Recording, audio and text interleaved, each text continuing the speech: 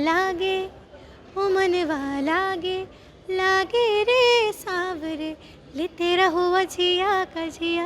मेरी आदर्श हमेशा से श्रेया घोषाल जी रही जी। हैं, वो मेरी जज भी थी। तो मैं अच्छा बोलती हूँ तो मुझे सब ये कहते हैं कि यार तुम्हारी बातें बहुत, जो कहती हो उस पर यकीन करने का मन करता है। तो पॉलिटिक्स पे चर्चा कर लें। बिहार के मुख्यमंत्री नीतीश कुमार के बारे में आप क्या कहें, कैसे लगते हैं वो? अगर फिल्म सिटी बनता है तो पलायन की जो मुश्किल है, जो जिसको हम सबको फेस करना पड़ता है, वही सॉल्व हो जाएगी। हेलो लेडीज एंड जेंटलमैन, मैं हूं आपके साथ विशाल। अभी हमारी मौजूदगी है पटना वुमेंस कॉलेज में, जहां पर एक कार्यक्रम था विरासत, और इस कार्यक्रम में शिरकत करने के लिए इंडियन आइडल 15 की कंटेस्टेंट रितिका आई थी, और यहाँ पर उन्होंने बहुत अच्छा गाना गाया। तमाम स्टूडेंट झूम रहे थे, हम देख रहे थे, और तमाम मुद्दों पर बातचीत करेंगे। रितिका, आपका घर तो पटना ही है, पटना आकर के आपको कैसा लगा, और यहाँ छात्रों के बीच में परफॉर्म करके कैसा लगा आपको? जी, मैं इतनी खुश हूँ और मैंने इतना ज़्यादा परफॉर्म किया कि मेरी आवाज़ नहीं निकल रही है। तो आप इसी से पता लगा सकते हैं कि कितना। अभी कुछ देर पहले यहाँ पे ऐसा माहौल था कि मैं आपको क्या बताऊँ, आपने तो देखा ही है। आप अपने दर्शकों को ज़रूर दिखाइएगा। और क्योंकि मैं पटना वुमेंस कॉलेज की ही स्टूडेंट रह चुकी हूँ, तो मेरे लिए बस ऐसा था कि मैं अपने घर वापस आई हूँ, अपने लोगों के बीच में। घर वापस आए अपने लोगों के बीच में। क्या पहले वाला वो वाइब नज़र आ रहा था, या फिर कुछ बदला नज़र आया? मुझे तो पहले से और भी अच्छी वाइब्स आ रही थी। जी। पहले तो हम जब पढ़ते थे तो कुछ रेस्ट्रिक्शंस थी यहाँ, बट अब जो माहौल है वो बहुत ही क्या बोलते हैं, वो बहुत ही दोस्ती नुमा है। सब टीचर्स और बच्चों में बहुत अच्छा कनेक्शन बना हुआ है, तो जो देख के मुझे बहुत अच्छा लगा। बहुत हेल्दी इन्वायरमेंट है। थोड़े तो दर्शक देख रहे हैं, उनको अपना स्ट्रगल थोड़ा बता दें कि आप कैसे पटना यूनिवर्सिटी से निकली, फिर इंडियन आइडल तक पहुंचना कितना संघर्ष भरा रहा था। देखिए, मैं इसको संघर्ष के तौर पे नहीं लूँगी, क्योंकि हर किसी का एक रास्ता होता है जो ऊपर वाले ने निर्धारित किया होता है। तो मुझे लगता है ऊपर वाले का बहुत आशीर्वाद है मेरे पे। नहीं तो ऐसा बहुत कम होता है कि आप जहाँ से पढ़ के निकले हैं वहाँ आके आप एक बार एक कॉन्सर्ट करें। मैं कहूँगी कि ऊपर वाला मुझ पर बहुत मेहरबान है। मुश्किलें होती है, बट ठीक है, अगर मुश्किल ना हो तो फिर मंजिल उतनी अच्छी भी नहीं लगती है। क्या आप इसी क्षेत्र में आगे बढ़ना चाहती हैं, या फिर आपको लगता है, क्योंकि बिहार से आप हैं, खासतौर पर राजधानी पटना से हैं, क्योंकि आपको पता होगा बिहार की मेंटेलिटी क्या है कि लोगों को सरकारी नौकरी कराना ही कराना है, हर बच्चे को आईएएस बनाना है, आईपीएस बनाना है, या फिर गवर्नमेंट जॉब में लग जाओ भाई। तो आपका क्या है, सिंगिंग के करियर में आगे बढ़ना है, या फिर किसी और सेक्टर में सोच रही नहीं, हैं? मुझे संगीत के अलावा कुछ ना दिखाई देता है ना सुनाई देता है। और मेरे इसके पीछे मेरे माता पिता का बहुत बहुत ज़्यादा बड़ा हाथ है, क्योंकि वो अगर आज नहीं बैठे सामने, अगर मुझे हर जगह लेके नहीं जाएंगे तो मैं शायद इतना नहीं कर पाऊँ, इतने कॉन्फिडेंटली नहीं कर पाऊँ। और जो लोग अपने बच्चों का आईएएस बनाना चाहते हैं वो भी गलत नहीं है, पर हाँ, उन पे जो लोग थोपते हैं वो गलत है। बच्चे को जो अच्छा लगता है, हर कोई आईएएस अफसर बनने के लिए नहीं जन्म लेता है। कुछ लोग लता मंगेशकर बनने के लिए जन्म लेते हैं, तो कुछ लोग सचिन तेंदुलकर। बच्चे को जो अच्छा लगता है उसके लिए उसको प्रोत्साहन दीजिए। इंडियन आइडल का सफ़र कैसा रहा? आपने क्या अनुभव साझा किए छात्रों के बीच में, क्या दर्शकों को बताना चाहेंगे आप? इंडियन आइडल का सफ़र बहुत खूबसूरत रहा है। बिहार की बसंती का एक ताज मुझे सर पे मिला था, जी। तो बहुत सुंदर रहा इंडियन आइडल का सफ़र।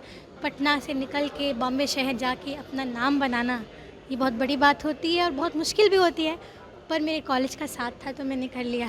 वहाँ पर जाकर के आपने किसी को अपना आइडल बनाया, आदर्श बनाया किसी को सिंगिंग के तौर पे? जी, मेरी आदर्श हमेशा से श्रेया घोषाल जी रही हैं। जी। वो मेरी जज भी थी, वो मेरी इंस्पिरेशन भी हैं।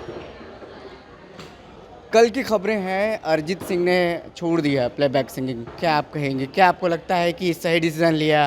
क्योंकि एक उनका कानों में आवाज़ गूंजना, एक खास तौर पर युवा के तौर पर बहुत मीठा, और हर गाना उनका बेहद शानदार और पसंद करने वाला था जेनजीज के बीच में। देखिए, मुझे लगता है कि अरिजीत दादा ने जो गाना नहीं छोड़ा है, उन्होंने मूवीज़ के लिए गाना छोड़ा है। तो हो सकता है कि उनकी अपनी जो रचनाएं हैं, जो वो प्लेबैक सिंगिंग में नहीं ला पाते हैं, बिल्कुल। वो उनको लाना चाहते हैं। तो मुझे लगता है सही और गलत कुछ नहीं होता। आप किस सिचुएशन में क्या डिसीजन लेते हैं वो आपकी सोच है, उस पर हम और आप सवाल उठाने वाले कोई नहीं होते हैं। तो मुझे लगता है दादा ने जो किया है कुछ बहुत सुंदर करने के लिए किया है। कई भेंट मुलाकात हुई आपकी अरिजीत मेरी सिंह? ऑलमोस्ट सबसे भेंट मुलाकात हुई है, क्योंकि हमारे आइडल में बहुत सारे एपिसोड्स हुए थे। 6 महीने में टीवी पे थी, तो सब आते थे। बस अरिजीत सर इसलिए नहीं आए क्योंकि अरिजीत सर को खुद ही रियलिटी शोज उतने पसंद नहीं है। हमारे श्रोता और दर्शक चाहते हैं आपसे कुछ मनमोहक गाना सुनना, जो कि आपको लगे कि हाँ, ये गाना हम बिहार के लोगों को सुनाना चाहते हैं, बताना चाहते हैं। कुछ गुनगुना दीजिए। ज़रूर मैं एक गाना गाना चाहूँगी कि मैं मनवा लागे ओ मनवा लागे लागे रे सावरे लेते रहो अझिया कझिया कझिया कई गाँव रे मनवा लागे। Thank you. वाह, बहुत मधुर मधुर आवाज़ है। आप पॉलिटिक्स में थोड़ा भी इंटरेस्टेड हैं? कुछ मुझे सब कहते हैं कि मैं बहुत अच्छी वक्ता हूँ, तो मैं पॉलिटिक्स के लिए क्यों नहीं सोचती हूँ, पर मुझे लगता है कि मैं एक कलाकार हूँ और मेरी दुनिया यही है। इसी दुनिया में मैं बहुत खुश हूँ। आगे का किसी ने कुछ देखा नहीं है, पर हाँ जो मैं अच्छा बोलती हूँ तो मुझे सब ये कहते हैं कि यार तुम्हारी बातें बहुत, जो कहते हो उस पर यकीन करने का मन करता है। तो देखते हैं, अभी दुनिया और सफ़र बहुत लंबा है, कब क्या हो पता नहीं, पर अभी तो कुछ नहीं। अभी तो कुछ नहीं।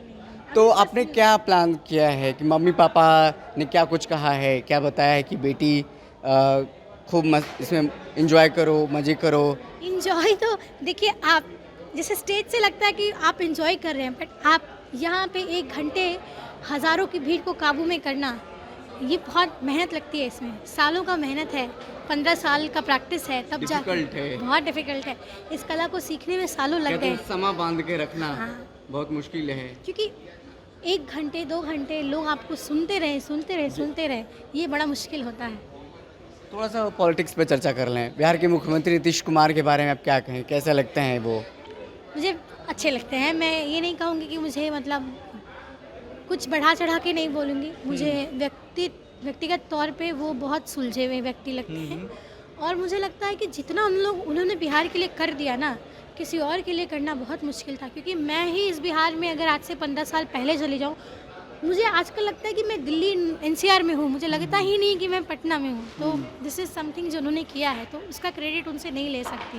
उन्होंने जो किया है बहुत खूब किया है। बिहार में भी खबरें आ रही हैं कि फिल्म सिटी बनने को लेकर के काम तो चल 2 रहा मिनट थोड़ी जल्दी में करेंगे। हाँ, तो बिहार में भी फिल्म सिटी को लेकर के काम चल रहा है। क्या वाकई में आप चाहेंगे कि बिहार में फिल्म सिटी बने कोई भी और फिर बिहार में ही आप लोग क्योंकि तरीके से? अगर फिल्म सिटी बनता है तो पलायन की जो मुश्किल है, जो जिसको हम सबको फेस करना पड़ता है, वही सॉल्व हो जाएगी। बिल्कुल चाहूँगी।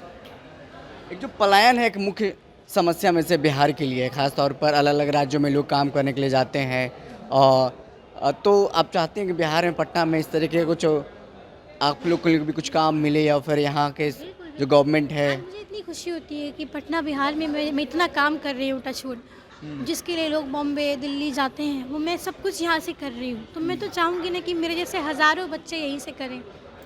चलिए, बहुत शुक्रिया। हमारे साथ बातचीत करने के लिए रितिका जी थी, हमारे साथ बातचीत कर रही थी, इंडियन आइडल की कंटेस्टेंट 15 की रही हैं, और आज पटना की विरासत इस कार्यक्रम में पहुंची थी, जहां पर हज़ारों पटना वुमेंस कॉलेज के छात्राओं के बीच में उन्होंने मनमोहक परफॉर्मेंस दिया और फिर सबका दिल जीता। कैसा लगा रितिका जी का ये बातचीत, आप हमें कमेंट करके बातचीत बता सकते हैं। फिलहाल इस खबर में इतना ही, बहुत बहुत शुक्रिया।